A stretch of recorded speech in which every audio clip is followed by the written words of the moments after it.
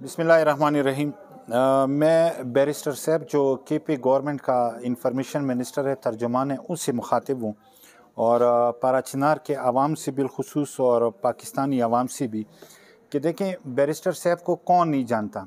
मैं brief history दूंगा इसकी बैरिस्टर साहब की, जो इसने ख़ुद बयान की है। बैरिस्टर साहब ने शायद स्वात में किसी प्रेस कॉन्फ्रेंस से या प्रेस क्लब में ये कोई वो कर रहा था।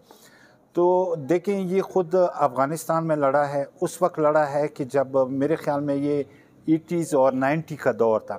80s और 90 में 86, 87, 88, 89 में यहाँ पे जो कुछ हुआ है पाराचिनार में, इसका मतलब ये है कि इसने ख़ुद कहा है कि मैं उस वक्त अफ़गानिस्तान में लड़ रहा था। तो उस वक्त गुलबदीन हिकमतियार, वो जो थे क्या कहते हैं, कोई बुरहानुद्दीन रब्बानी या एक और बंदे थे, यहाँ इन्होंने पाराचिनार पे उस वक्त भी चढ़ाई की थी 86, 87, 88 में। तो मेरे कहने का मतलब ये है कि स्ट्रेटेजिकली ये पाराचिनार को खूब जानता है।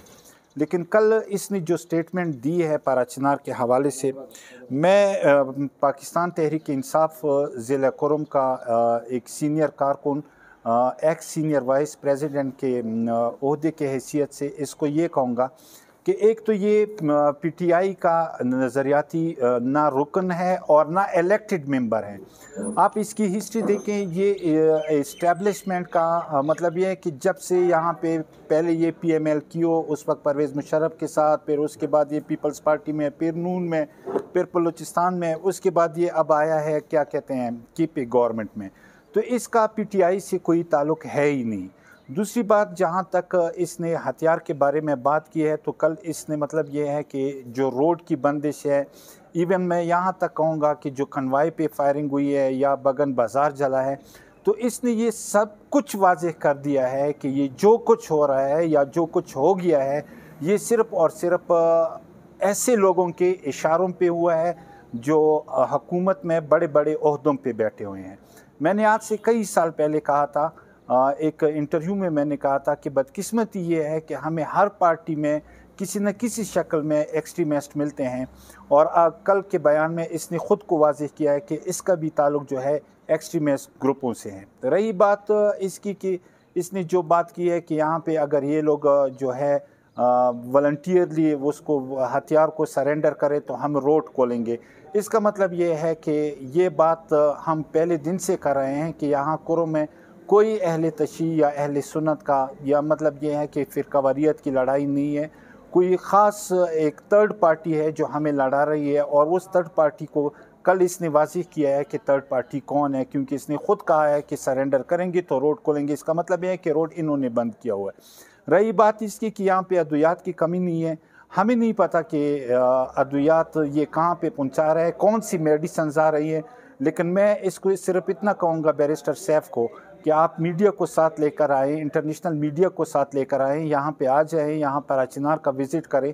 यहाँ पे आप देखेंगे कि यहाँ पे फूड शार्टेज है नहीं है, फ्यूल शार्टेज है नहीं है, मेडिसिन की शार्टेज है या नहीं है। आप देखिए, अगर गवर्नमेंट हॉस्पिटल में आप कुछ भेज रहे हैं, वी डोंट नो कि आप क्या भेज रहे हैं वहाँ पे, लेकिन जो लाइफ सेविंग ड्रग्स जो यहाँ पे प्राइवेट मेडिकल स्टोर्स पे अवेलेबल होती हैं, वो तो मेडिकल स्टोर सारे के सारे खाली पड़े हुए हैं। यहाँ पे गोदाम खाली पड़े हुए हैं। यहाँ पे फ्यूल का आप देखें कि स्कूल भी बंद हो रहे हैं। मतलब ये है कि लोग पैदल आते हैं। मैं ख़ुद पर्सनली मैं कहूँगा कि मैं ख़ुद गांव से यहाँ सिटी पे पैदल आता हूँ, क्योंकि फ्यूल नहीं है गाड़ियों के लिए। LPG यहाँ पे अवेलेबल ही नहीं है। इसके साथ ही सर्दी का मौसम है, लकड़ है ही नहीं, क्योंकि लकड़ भी डॉन डिस्ट्रिक्ट से आता है। तो मैं ये कहना चाहूँगा बैरिस्टर साहब को कि आप किस दुनिया में रह रहे हैं, आप कहाँ पे हैं? आप आ जाएं, आप इंफॉर्मेशन मिनिस्टर हैं, एक रिस्पॉन्सिबल बंदे हैं, ख़ुद को रिस्पॉन्सिबल कह रहे हैं, हम आपको रिस्पॉन्सिबल नहीं कहते। मैंने कहा है कि हम आपको PTI का हिस्सा मानते ही नहीं है, आप खान के सिपाही हैं ही नहीं, आप किसी और के इशारे पे चल रहे हैं। तो आप आ जाएं, अगर आप में हिम्मत है, आप इतने दलेर बंदे हैं, इधर आ जाएं, हम आपको प्रोटोकॉल देंगे। आप यहाँ का बाज़ार दें कि यहाँ के लोगों का अभी क्या कहते हैं हालात देखें कि वो किस कर्ब से गुजर रहे हैं। तो मैं इसकी बयान की शदीद अल्फाज में मज़म्मत करता हूँ। रही बात हथियार की, देखें, मैंने पहले कहा कि स्ट्रेटेजिकली ये पाराचिनार को खूब जानता है ये बंदा, क्योंकि ये ख़ुद लड़ा है। ये ख़ुद कहता है कि जी मैं मोर्चों में बैठ के मैंने लड़ाई की है। तो इसका कहने का मतलब ये है कि पहली बात तो ये है कि यहाँ पे ऐसा सच कोई वेपन्स है नहीं जो इनके पास इंफॉर्मेशन है। यहाँ पे जो भी वेपन्स है वो अपनी डिफेंस के लिए है। अपनी डिफेंस की मतलब ये है कि इसे पिछले साल अक्रॉस द बॉर्डर जो अटैक हुआ था, आप यकीन करें कि यहाँ की लोकल कम्युनिटी लड़ी है अफ़गान फोर्सेस के साथ, पाकिस्तानी फ़ौज के साथ मिलके। तो इट मीन्स कि हम इस स्टेट को बचा रहे हैं। दूसरी बात यह है कि अगर हथियार की बात है तो आप ये पूछें कि हथियार दिए किसने, और मसला हथियार का नहीं है।